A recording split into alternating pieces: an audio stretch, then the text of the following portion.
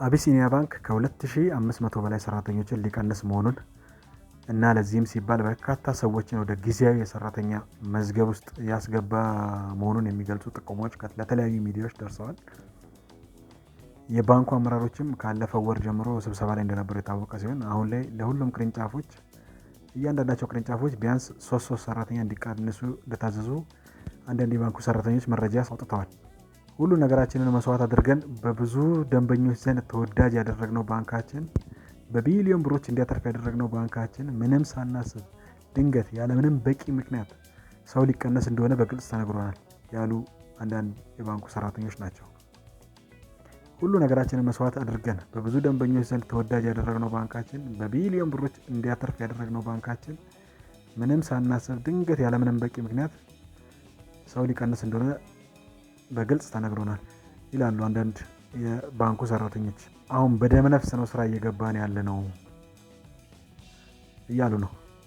መረጃዎች እንደሚያሳዩት በ2019 የባንኩ የሀብት መጠን 56.9 ሲሆን ከ5 ዓመት በኋላ በ2024 222.14 ቢሊዮን ደርሷል።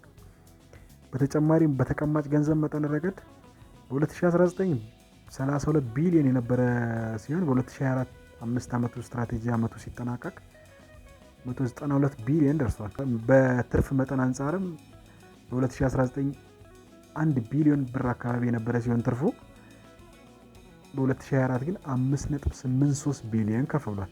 ወደ 5.83 ቢሊዮን ከፍ ብሏል። ከዚህ በተጨማሪም የባንኩ ቅርንጫፎች በ2019 337 የነበሩ ቢሆንም በ2024 ወደ 919 አድገዋል።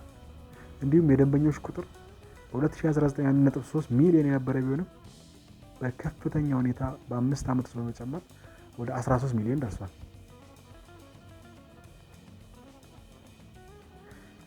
የተለያዩ ሰነዶች እንደሚያሳዩት አሁን ላይ በርካታ ሰራተኞች ወደ ጊዜያዊ ሰራተኛነት መዝገቡ ወይም በባንኩ አገላለጽ ሪሶርስ ፑል እንዲገቡ እየተደረጉ ይገኛሉ። ከቅርብ አለቃው ጋር በስራና በተለያየ ምክንያት የተነጋገረ ሰራተኛ በቀል በሚመስል መልኩ ሙሉ በሙሉ ወደ ጊዜያዊ ሰራተኛ ቋሚ ውስጥ እያስገቡት ነው። ብቻ በጣም ያሳዝናል፣ ምን እንደሚባል ግራ ያጋባል በማለት የተለያዩ ሰራተኞች እየገለጹ ነው። በዛሬው ዕለት እንኳን አስቸኳይ ስብሰባ ጠርተውን ስማችንን አጥፍታችኋል በማለት ዛቻ አድርሰውብናል። ምንም አታመጡም የሚል መልስ ሰጥተውናል። ስለዚህ የአቢሲኒያ ጉዳይ ሰፊ ሽፋን የሚፈልግ ጉዳይ ነው። ወደሚመለከተው አካል ብታደርሱልንና መጠየቅ ያለበትን ሰው ብታናግሩልን በማለት ሰራተኞች ለተለያዩ ሚዲያዎች መልእክት እየላኩ ይገኛሉ። አቢሲኒያ ባንክ ለተለያዩ ሚዲያዎች በዚህ ዙሪያ በሰጠው አጭር ምላሽ ሰራተኞችን ለመቀነስ ወይም ለማባረር ምንም አይነት እቅድ የለኝም ብሏል። ባንኩ ምንም ቀንሰው ሰራተኛ የለም ቢልም የተለያዩ መረጃዎች አፈትልከው እየወጡ ነው።